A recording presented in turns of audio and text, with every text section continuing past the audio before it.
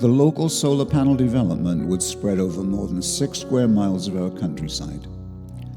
Down from Llanfrecffer Church to the riverside behind Ponthir Solar, close to the Braids estate, and across from near the Ponthir house to the top of the hill before going down to Llanfrecffer. There will be around 40 fields of solar panels in separate groups over that large area, meaning some lanes and homes would be almost surrounded.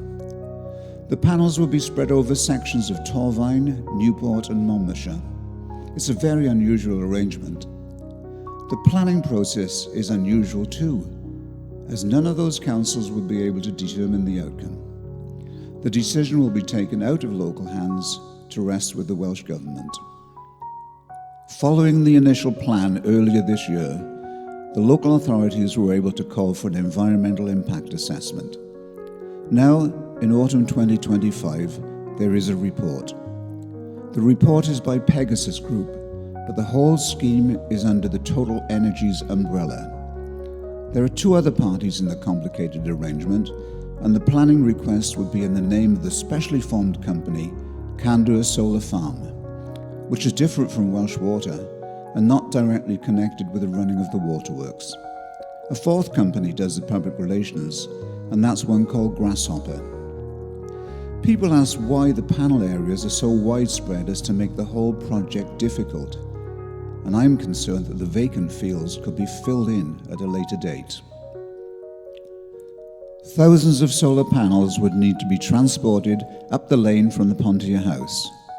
A field at Shaftesbury Farm would be one hub for vehicles, panel storage and panel movement. Thoroughfares would be created through the fields by removing soil and replacing it with roadstone. It will be noisy and intrusive. Possibly 30 lorry movements per day, on average, will occur during the long operation. Some hedges will be opened up to allow lorries to turn into fields. And the burning question is, which way would the lorries come? Well, the idea of using the narrow church road at Llanfrecffer seems to have been shelved.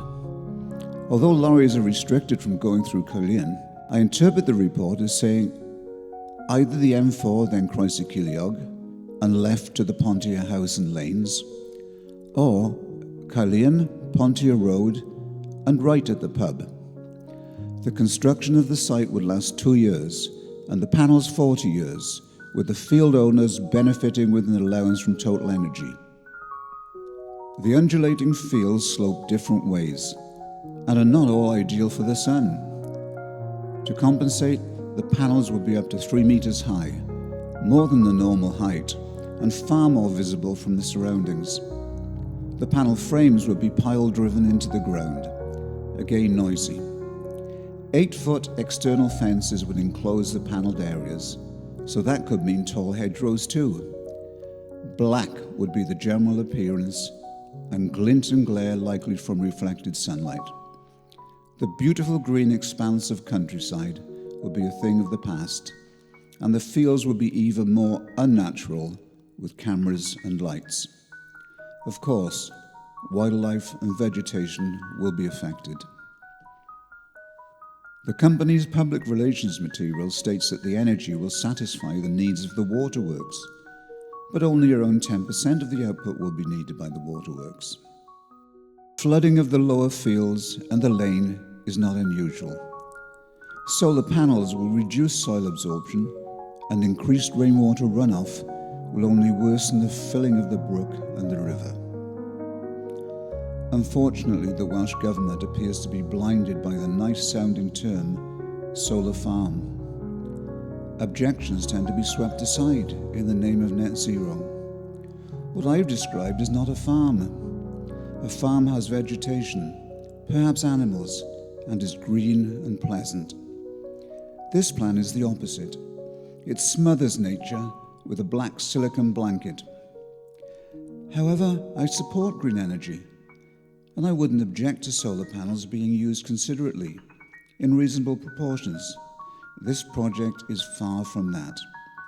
For the community, it will be black energy, not green. A 40-year blight that would impact directly on many of us and ruin the appeal of the countryside for many more.